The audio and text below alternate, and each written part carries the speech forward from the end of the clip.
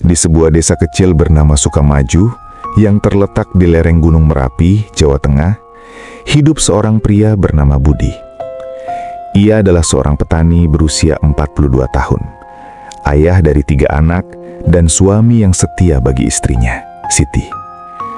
Setiap pagi, Budi bangun sebelum fajar, mengucapkan salam singkat kepada istrinya, lalu berangkat ke sawah tanpa sepatah kata pun yang menyiratkan penghargaan.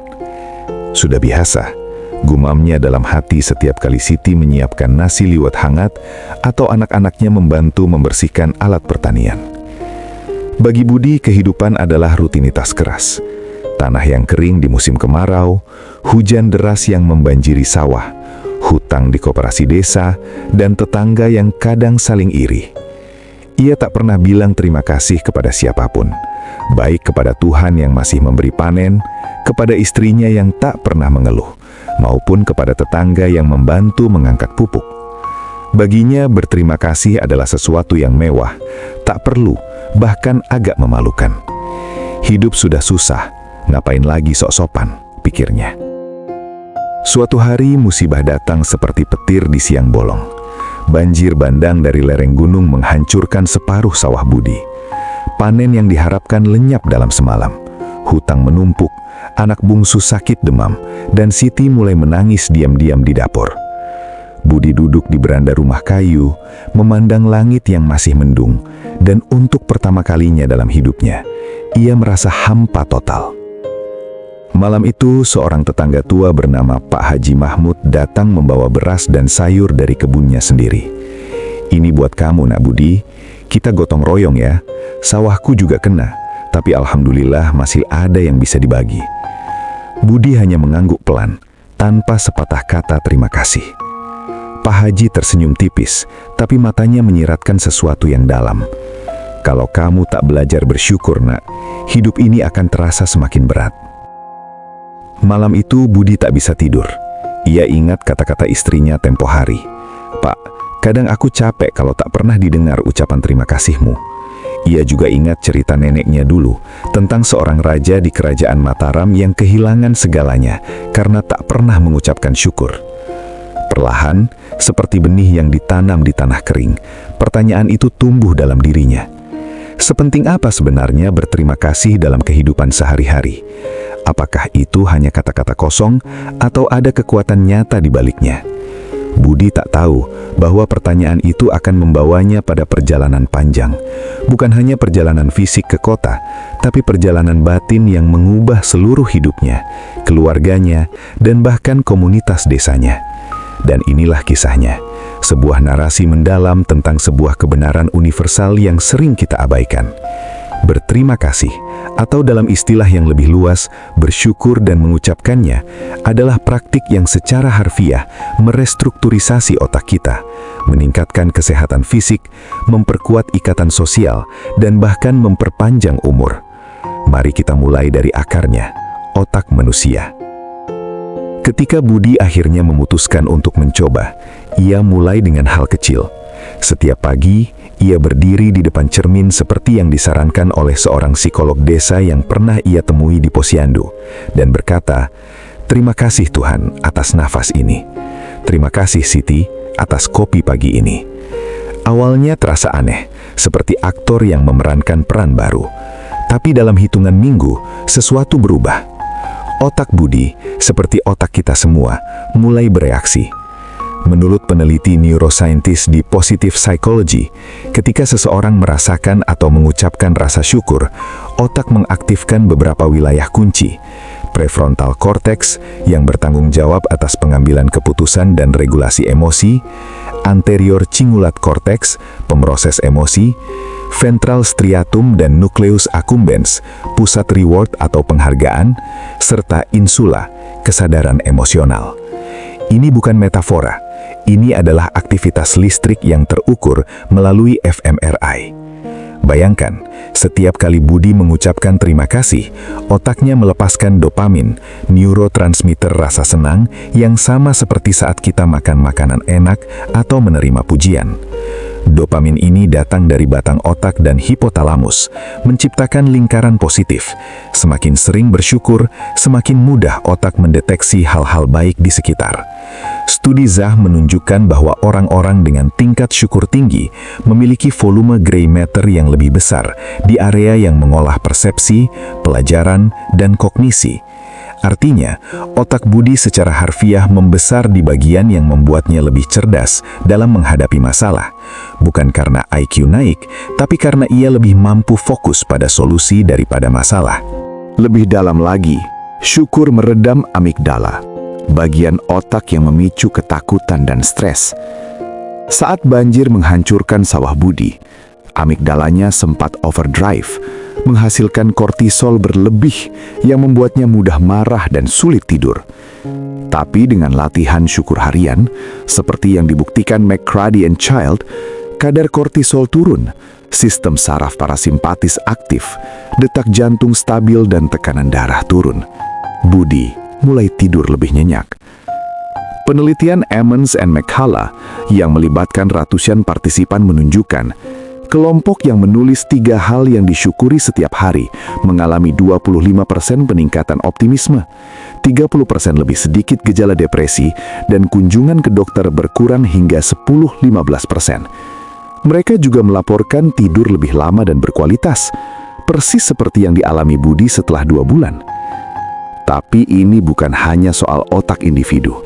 Berterima kasih memiliki efek domino sosial yang luar biasa. Di Desa Sukamaju, Budi mulai mengucapkan terima kasih kepada tetangganya yang membantu membersihkan lumpur di sawah. Terima kasih Pak RT atas bantuannya hari ini. Tanpa Bapak, saya tak tahu harus mulai dari mana. Pak RT yang biasanya cuek, tiba-tiba tersenyum lebar dan menawarkan traktor pinjaman untuk besok. Penelitian dari Greater Good Science Center UC Berkeley menjelaskan mengapa. Syukur melepaskan oksitosin, hormon ikatan sosial yang sama seperti saat ibu menyusui bayi atau pasangan berpelukan. Oksitosin ini memperkuat find, remind, bind function, menemukan orang baik, mengingatkan kita akan kebaikan mereka, dan mengikat kita lebih erat. Di Indonesia, budaya ini sudah mengalir dalam darah kita. Gotong royong bukan sekedar kerja bakti, ia lahir dari semangat syukur kolektif. Di Jawa, ada tradisi selamatan, di mana tuan rumah selalu mengucapkan matur nuwun kepada tamu dan Tuhan atas rezeki. Di Aceh, terimonggasih bukan basa-basi, tapi pengakuan bahwa hidup adalah pinjaman dari Allah. Sebuah artikel lokal dari Bengkalis mengutip penelitian Dasher Keltner bahwa pasangan yang rutin mengucapkan terima kasih memiliki resiko putus hubungan 3 kali lebih rendah dalam 6 bulan. Di Desa Budi, setelah ia mulai berubah, silaturahmi meningkat.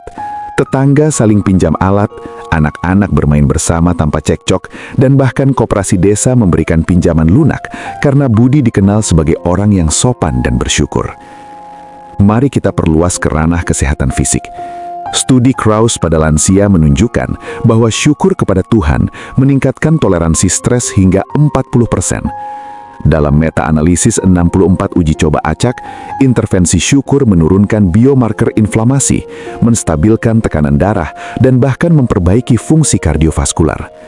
Budi yang dulu sering sesak nafas karena merokok dan stres, kini bisa berjalan ke sawah tanpa lelah. Dokter di puskesmas desa berkata, "Pak, ini seperti obat gratis. Syukur itu mengaktifkan sistem imun alami." Penelitian Wood membuktikan syukur meningkatkan kualitas tidur melalui regulasi hipotalamus. Budi tak lagi terbangun tengah malam memikirkan hutang.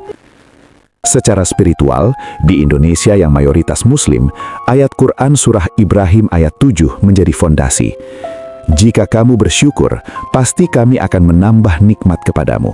Dan jika kamu mengingkari nikmatku, maka sesungguhnya azabku sangat pedih. Budi mulai membaca ini setiap subuh. Pak Haji Mahmud menjelaskan, syukur bukan cuma ucapan, nak, tapi pengakuan bahwa segala yang kita punya adalah titipan. Ini selaras dengan temuan psikologi positif bahwa syukur religius memberikan sense of meaning yang lebih kuat daripada syukur sekuler.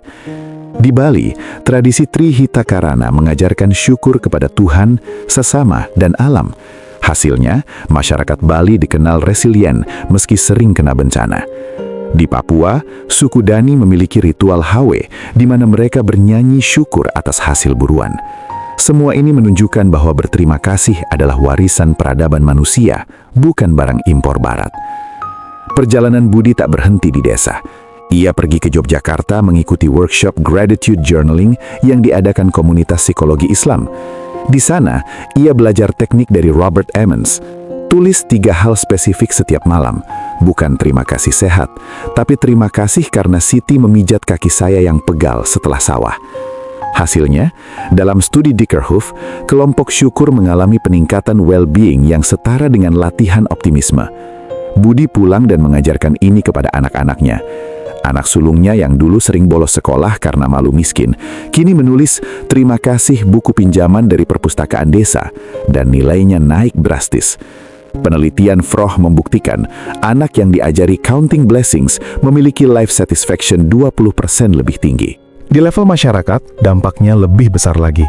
Bayangkan jika setiap pemimpin seperti Budi. Sejarah dunia penuh contoh.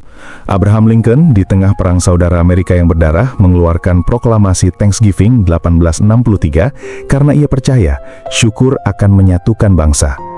Nelson Mandela setelah 27 tahun penjara mengucapkan terima kasih kepada sipir penjara yang baik.